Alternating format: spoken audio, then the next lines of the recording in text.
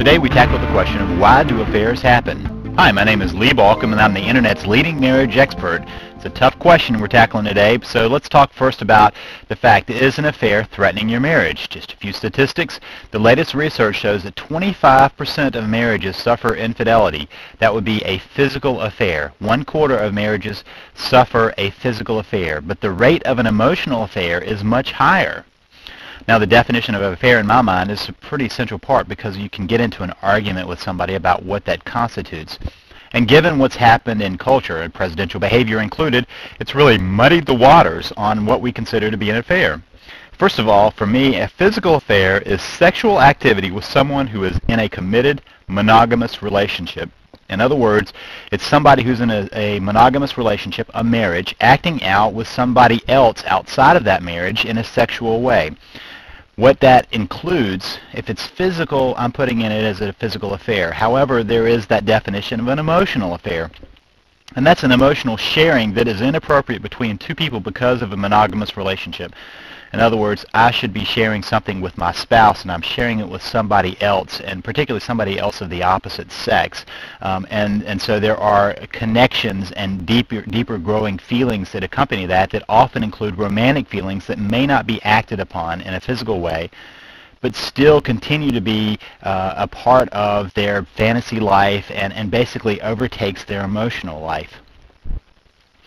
Now you ask a question, why is this a problem? In fact, if you're watching this, you may not be asking that question, but you need to think about why it is a problem.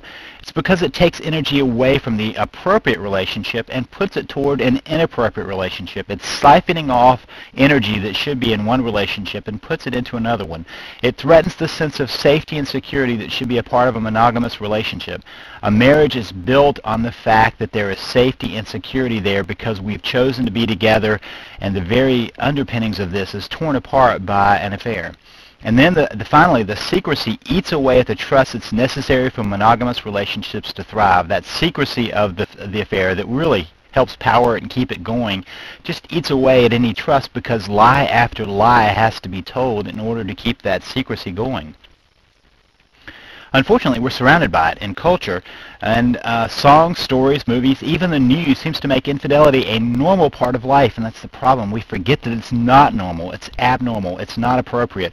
Culture almost gives a stamp of approval to cheating, though, and we have to be careful of that because the more we hear those messages, the easier it is for us to discount the impact of that, especially if we're the one who is the one who's acting out, because whenever we're trying to act out, we're trying to justify our behavior, and culture sometimes gives us that excuse. Now, affairs are referred to as a crime of opportunity. In other words, they don't just happen. Somebody has to be in the right place at the right time, or the wrong place at the wrong time, depending on how you look at it, but they have to be in the right situation for it to happen. It just doesn't happen. It needs the opportunity. Now, when people are asked why they acted out, why they had an affair, the top reason they give to justify it is sex. Understand, though, it's not just sex, though. It's about feeling wanted and desired.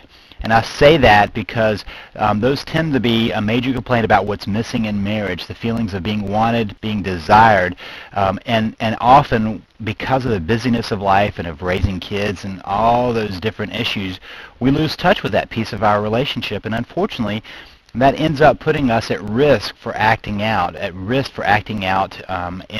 certainly with affairs. And so part of what you need to understand is what causes an affair. This is it. It's a lack of feeling wanted and desired. That doesn't mean the feeling is not there, that someone doesn't feel it for another person, but that person is not feeling it. They're not experiencing that feeling coming from the other person, and that's the problem. That ends up being what often drives an affair. The fact that somebody is showing me attention, somebody is showing that they want me, they desire me, and I'm not feeling it anywhere else. And so we end up being vulnerable when that goes missing in our marriage.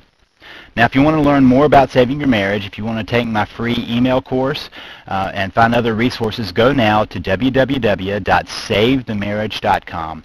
Continue watching this video series, but please go now to www.savethemarriage.com and find what can be done to save your marriage.